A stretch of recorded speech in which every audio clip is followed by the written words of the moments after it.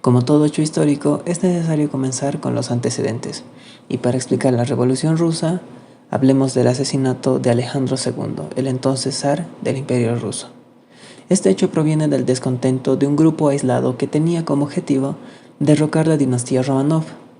El siniestro fue ocasionado por un explosivo que se puso en el carruaje que transportaba al zar un 3 de marzo de 1881. Como sucesor al trono se escogió a su hijo, Alejandro III, que fue zar del Imperio Ruso, rey de Polonia y gran duque de Finlandia de 1881 a 1894. Era el segundo hijo varón de Alejandro II. Su mandato era dictatorial, pero con aciertos al seleccionar su gabinete que lo acompañaba. También se resalta su capacidad de escuchar y obedecer los consejos de sus diputados, actitud poco común de un dictador. Alejandro II juró no ser víctima de un atentado como su padre, pero un gobierno como el que él sostenía no podía estar libre por mucho tiempo. Dentro de la sociedad rusa se encontraban los radicales rusos, que eran sujetos altamente peligrosos quienes planeaban hacer caer al emperador nuevamente con un explosivo. Uno de los involucrados en el ambiente radical fue Alexander Ilich Ulyanov, hermano mayor de Vladimir Ilich Ulyanov, más conocido como Vladimir Lenin. Su familia pertenecía a la casta de los nobles, quienes tenían reconocimiento y dinero, pero no eran ricos. Alexander era brillante y tenía muchas medallas en la escuela y universidad. Junto a otros estudiantes, planean el 13 de marzo de 1887 terminar con la vida del zar, para lo cual Alexander era un maestro para crear bombas. El pensamiento popular tenía el imaginario que acabando con la vida del zar, el miedo crearía un nuevo sistema de gobierno basándose en las palabras de Marx, pero sin tener en cuenta que el mismo Marx mencionó que Rusia sería el último lugar donde se produciría una revolución. Dicho atentado fue desmantelado y como consecuencia Alejandro II mandó a la horca a todo aquel implicado. Él estaba dispuesto a indultar a los que se arrepientan, pero Alexander decía que iba contra sus principios pedir clemencia, aunque su madre se lo pidió. El ahorcamiento de su hermano fue lo que motivó a Lenin a ser parte de los movimientos clandestinos revolucionarios. Estuvo bajo vigilancia de la policía secreta rusa, mejor llamada Okhrana. Para estas alturas de la historia rusa nos encontramos en 1891. Nicolás II se encontraba viajando al interior y exterior del imperio, quien era el sucesor de la monarquía. Un suceso inesperado ocurrió en Japón, donde un policía lo atacó, produciéndole un corte en la cabeza. Nicolás II no lo tomó mal, pero desde ese momento comenzó su desagrado con los japoneses, viéndolos como seres inferiores. De este suceso pasamos a otro más trágico, la muerte de su padre Alejandro III, que tuvo como resultado la sucesión del poder para la cual Nicolás II no tenía la preparación necesaria. Es más, el día de su coronación como zar de Rusia, el 26 de mayo de 1896, su gobierno prepara obsequios para dar al pueblo en la ceremonia, pero una tragedia ocasionó el fallecimiento de 1.500 personas. Así inició el mandato de Nicolás II. Cuando llegó 1900, Rusia era un país atrasado y cuya economía y sustento poblacional se basaba casi exclusivamente en la agricultura. Se mantenía un sistema social que promovía la desigualdad al conceder privilegios a una clase aristocrática que dirigía el país, mientras que la gran mayoría de la población pertenecía al pueblo llano y veía sus necesidades relegadas a los caprichos de la nobleza.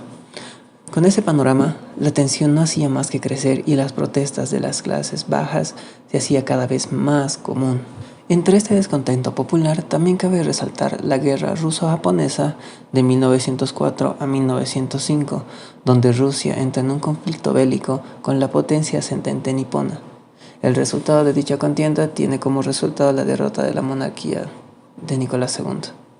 La sociedad rusa aumentó su descontento con el régimen del zar, y el 22 de enero de 1905 tuvo lugar lo que muchos historiadores consideran como el antecedente directo de la Revolución Rusa. El fatídico domingo de 1905, unos 1.200 obreros se reunieron para protestar pacíficamente ante el Palacio de Invierno. Incluso portaban retratos del zar y cruces. Nicolás II no estaba en su residencia oficial, pero sí su tío, Vladimir Alexandrovich, quien ordenó a la Guardia Imperial abrir fuego indiscriminadamente y provocó 200 muertos y 800 heridos. Este momento en la historia es conocido como el Domingo Sangriento, que también da nombre al zar como Nicolás el Sangriento. En junio de 1905, los marineros del acorazado ruso Potemkin realizaron un motín y acabaron con sus superiores, de los cuales sospechaban que pretendían fusilarles por haberse negado a comer carne podrida. De ese momento, la tripulación inició un viaje que duró poco, pero les convirtió en un símbolo del descontento popular y las malas condiciones a las que estaba sometida la gran parte de la población. Llegando a la ciudad ucraniana de Odessa, el Potemkin se unió a la huelga que allí estaba teniendo lugar y abrió fuego contra un teatro de la ciudad en el que se estaba organizando la represión. Plantó cara a 2 escuadrones enviados por los zaristas para hundirlo, aunque finalmente no hubo enfrentamiento, y puso fin a su viaje en el puerto de Feodosia, donde atracó para reponer carbón y su tripulación fue emboscada, detenida o asesinada. La desfavorable campaña que llevaba viviendo el régimen del zar Nicolás II se puso peor, cuando en 1914 estalló la Gran Guerra. Rusia se unió al bando de Francia para cumplir una antigua alianza que ambos países mantenían, frente a un ejército alemán bien preparado y con un armamento moderno. Las tropas rusas sufrieron una sangrienta batalla que el zar Nicolás II se negaba a detener, a pesar de que en 1916 la mitad de los hombres movilizados, que daban una suma de 15 millones, habían muerto o estaban heridos. Los reclutamientos constantes y el número de muertos hicieron que el rechazo de la sociedad fuera cada vez mayor y los distintos sectores disidentes se unieron para poner fin al gobierno zarista y salir de la guerra. Un personaje del cual es necesario hablar ahora es Grigori Rasputin. Rasputin fue un místico ruso que llegó a la familia del zar Nicolás II para curar a su hijo que tenía una enfermedad bastante extraña. Resulta que Rasputin logró curar a su hijo y gana una popularidad dentro de la sociedad rusa increíble. Dicha popularidad tampoco le gusta a toda la familia del zar, quien dice que la reputación de la familia se está viniendo al piso, pues esta persona no era de la nobleza y también se tenían rumores de que la esposa del zar Nicolás II le mandaba cartas bastante amorosas. Para febrero de 1917, una huelga multitudinaria, el entonces Petrogrado, que ahora se llama San Petersburgo, se convirtió en una protesta de la clase obrera, que se extendió por toda la ciudad en los siguientes días. El ejército, maltratado por su participación en la Primera Guerra Mundial, no disponía de los medios suficientes, y la situación se descontroló. Las protestas se saldaron con cientos de muertos, de los cuales principalmente las bajas eran trabajadores. El 2 de marzo, Nicolás II se vio obligado a abdicar. Se formó entonces un gobierno provisional encabezado por Alexander Kerensky. Este cambio derivó en un clima de ilusión y un sentimiento de liberación, durante el que se legalizó la libertad de prensa y de reuniones. Se permitió el regreso de exiliados políticos. Y aunque los primeros momentos de este gobierno fueron relativamente pacíficos, las distintas fuerzas que buscaban ocupar el vacío poder comenzaron a organizarse. Conforme la situación se desestabilizaba, Kerensky recurría más a menudo a la represión. Es así como la madrugada del 3 de abril, una masa eufórica recibía a Vladimir Lenin en su regreso a Rusia desde el exilio. Recordemos que Vladimir Lenin vio cómo asesinaban en la horca a su hermano, y desde ese momento Lenin vivía prófugo. Pero hasta ese 3 de abril, que Vladimir Lenin volvió a Rusia. El líder político hizo uso de su conocimiento sobre las teorías de Marx y Engels y de sus excelentes habilidades de oratoria para reafirmar su posición como pieza clave del movimiento obrero. Poco después de su llegada, publicó sus tesis de abril, en el que defendía que el siguiente paso era transferir el poder al proletariado a través de una revolución. Si bien Lenin alcanzó la cúspide de poder entre los soviets, la revolución rusa hubiese sido muy distinta y si no imposible, sin la intervención de León Trotsky, un integrante de los movimientos antizaristas clandestinos desde su juventud. Él también fue exiliado a Siberia y volvió a Rusia como una figura de peso. Aunque discrepaba en algunos aspectos más radicales de la ideología leninista, colaboró y dirigió a los soviets y fue el principal responsable de la toma del Palacio de Invierno. El 24 de octubre de 1917, por la noche, decenas de asaltantes organizados por Trotsky alcanzaron el Palacio de Invierno e ingresaron en su interior. Sin apenas resistencia, el Comité Revolucionario dispuso a los últimos miembros del gobierno provisional de Kerensky, que al no haber conseguido el apoyo del ejército, habían confiado en su defensa a cadetes y reclutas que poco pudieron hacer. La mañana del 25 de octubre, Lenin anunciaba que la revolución había sido un éxito y que el poder pasaba al Soviet de Petrogrado. Para entonces, los Romanov habían sido arrestados por las fuerzas del gobierno provisional y permanecieron bajo arresto domiciliario en uno de sus palacios. Aunque el plan de Kerensky pasaba para enviarlos a Inglaterra para que vivieran en el exilio, la subida al poder de los soviets de Lenin hizo que en 1918 un pelotón de soldados bolcheviques reuniera a Nicolás II con su esposa e hijos para, según la creencia popular, tomar una fotografía de la familia real. Esto fue utilizado como una excusa y burla para reunirlos, sin que se pusieran resistencia y así fusilarlos.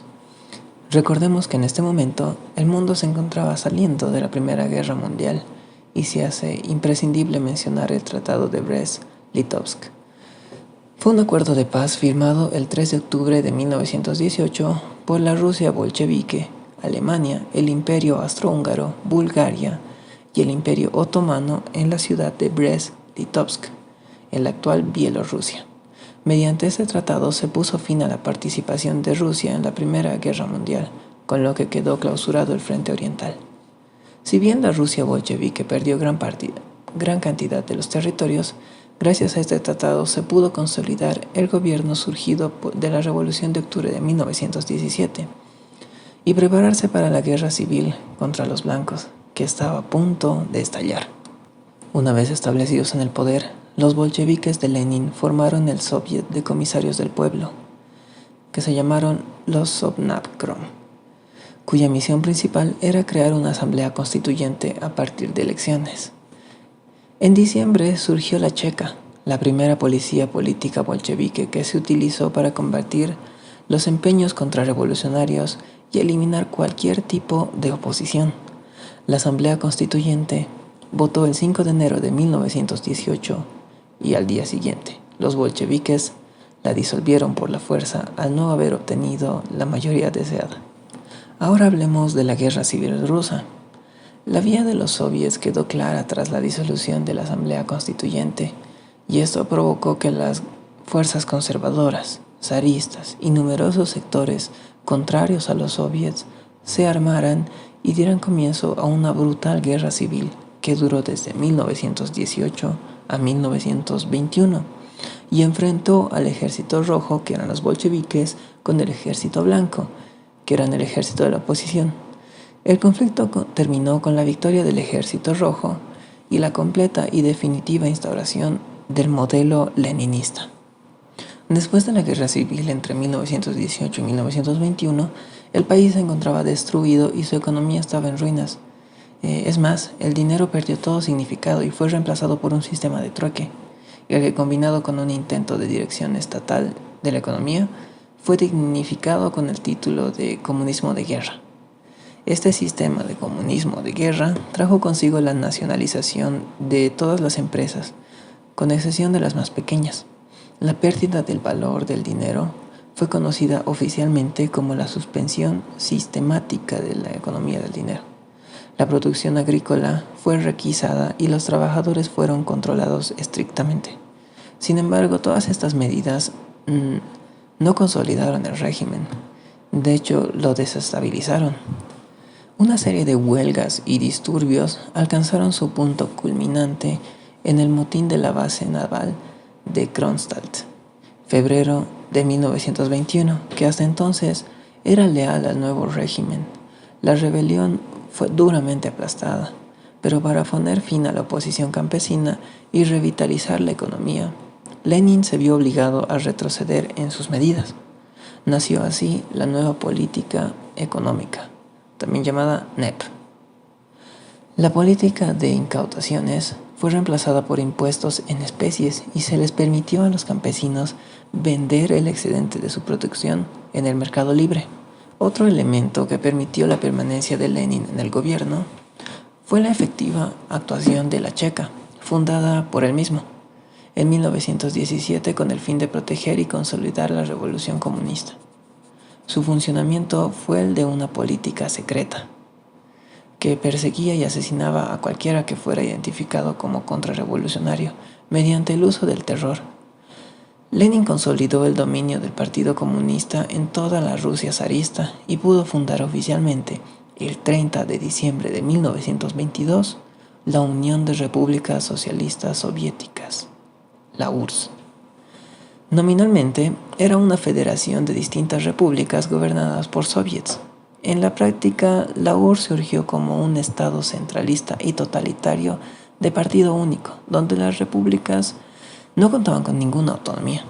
La URSS era una congregación de países de modelo socialista que daría lugar a una superpotencia tanto en el ámbito económico como militar, y que sería tras la Segunda Guerra Mundial el patio de recreo para las políticas expansionistas de Joseph Stalin. Vladimir Lenin había ido retirándose de la vida política desde 1922 conforme su enfermedad iba avanzando y debilitándole. Para 1924, el líder del movimiento soviético falleció y se abrió un periodo de disputa por el poder. Mientras algunos apostaban por León Trotsky como sucesor, que el mismo Lenin lo prefería, Joseph Stalin fue ganando cada vez más influencia y poder a través de alianzas temporales de las que se deshacía en cuanto dejaban de convenirle. A todo esto, Trotsky acabó exiliado y Stalin se hizo con el poder absoluto de la URSS.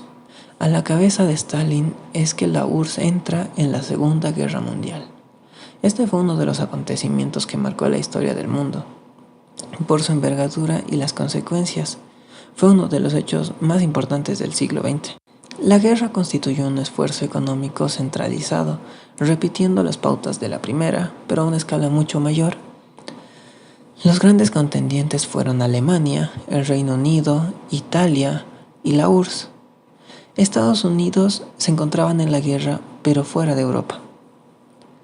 Trataron de centralizar férreamente todas sus operaciones y destinaron al esfuerzo bélico una proporción de los recursos nacionales netamente superior a la que había dedicado durante la Primera Guerra Mundial. La fuerte movilización militar y económica tensó al máximo las capacidades productivas de todos los países implicados en la Segunda Guerra Mundial. La Unión Soviética, pese a haberse preparado intensamente para la guerra entre 1938 y 1940, resistió mal los primeros embates de la ofensiva alemana. Perdió grandes cantidades de territorio y su PIB se redujo en un cuarto entre 1940 y 1942. El gran éxito soviético y de Stalin fue su capacidad para reorganizarse y para preparar una movilización total de sus recursos productivos.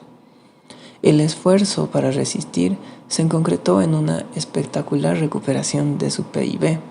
Al finalizar la Segunda Guerra Mundial, Rusia terminó siendo una potencia mundial, no solamente bélica, también económicamente. Recordemos que Rusia había salido del zarismo, donde su población era sumamente pobre, a ser una potencia mundial dirigida bajo la ideología del socialismo. A principios de 1947, Stalin declaró que la paz sería imposible. En el marco del desarrollo capitalista de la economía mundial, el 16 de abril de 1947, el consejero presidencial Bernard Baruch definiría esta tensión entre las potencias como la Guerra Fría, nombre por el que pasará a la historia y que será utilizado tanto en la tercera fase de la Guerra Civil griega como en el Plan Marshall, puesto en marcha en mayo de 1947. Este año sirvió para el asentamiento de la Guerra Fría. El año 1948 será recordado por ser la primera vez que se estaría cerca del estallido de la guerra entre ambas superpotencias. En febrero de 1948, el líder comunista Gottwald obtuvo el poder de Checoslovaquia, apoyado por Stalin, cerrándose el proceso de creación de democracias populares o gobiernos títeres de los países de la URSS. Finalizando la exposición de la Revolución Rusa, es hora de hablar del 31 de diciembre de 1991, donde se firma la disolución de los países miembros de la Unión de Repúblicas Socialistas Soviéticas. La caída de la URSS tuvo como uno de sus antecedentes la caída del muro de Berlín. Este fue un suceso que no hizo más que alentar nuevamente a la sociedad a tumbar a este régimen socialista que ya no estaba pudiendo sostener toda la sociedad. Es más, tenía una economía devastada. Gorbachov lo intentó con la perestroika, pero como sabemos, no lo logró y en diciembre de 1991 la URSS se disuelve. Gracias.